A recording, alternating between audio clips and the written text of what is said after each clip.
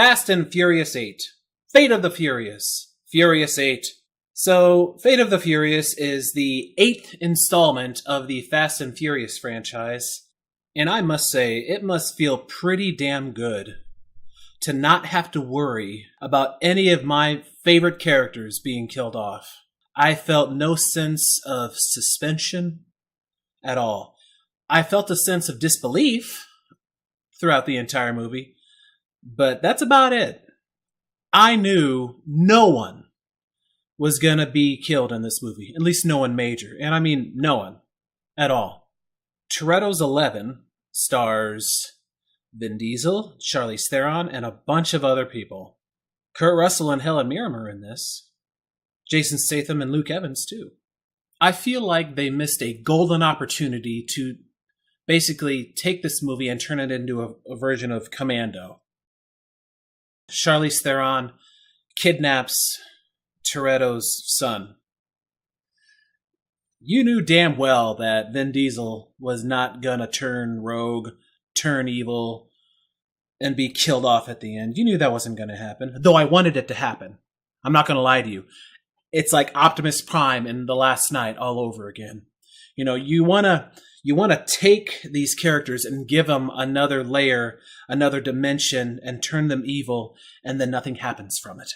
I knew from the very first trailer from The Last Knight that Optimus Prime was not evil.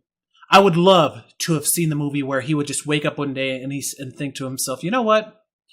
There are way too many Transformers in this world. I'm going to start killing each and every one of them. Same as Dominic Toretto. Like maybe one day he just snaps. But no. I have something that you want, Mr. Toretto, and you're going to do what I tell you if you want to see your son alive. That's all this movie's about. He's being told what to do against his will.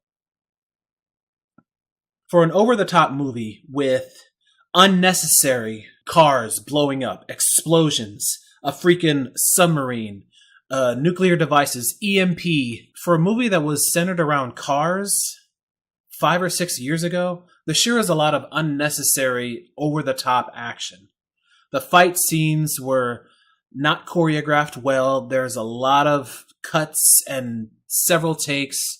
I was not impressed by any fight scene, even with Jason Statham and The Rock in it.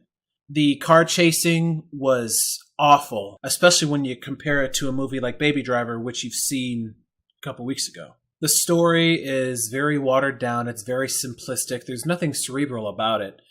You could see literally none of the other Fast and Furious movies, and this movie would be just as fine. I heard rumors the other day that the sequel might involve space, which they may actually jump the shark or, in some cases, nuke the fridge on this franchise if this happens. You know it's bad when there's space travel. The scene in the trailer where they're driving on ice, I compare it to the scene from Die Another Day. You know, one of the worst Bond films of all time. You know, it's like, there's no difference. It's a bad... I don't want to say Fast and Furious 8 is a bad movie, but it's definitely not a good movie. If you want to waste $20 on a movie that you've seen 7 times prior, you want to turn your brain off and enjoy over-the-top action, useless violence, you might like this movie. If you really want to watch a good movie involving cars and racing and the like, go watch Baby Driver instead. Please stay tuned for our Fast and Furious Marathon. Marathon? Me.